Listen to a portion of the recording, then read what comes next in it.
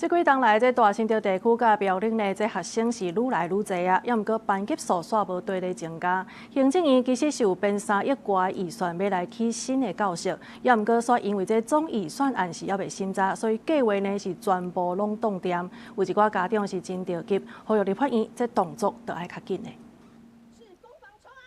孩子的就学权益不能成为政治攻防筹码。新竹的家长伫咧立法院大声抗议，因为中央总预算到档也未审，影响囡仔的教育权。这几年大新竹苗栗因为大十国计划大量人口徙入，学生囡仔对咧增加，学校的班级却无对咧成长，尤其高中级特别欠。大新竹自救会指出，即马地区录取的分数逐年压悬，一班前38人全国上济。家长为着囡仔徛出来，要求立法院赶紧审总预算，通过行政院为着大新竹和苗栗编的校舍计划经费3.3亿，互因通建设新增加的班级。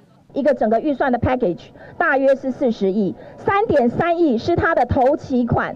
当头期款不能准时全额的拨入的时候，你叫家长要如何相信后面的预算会通过？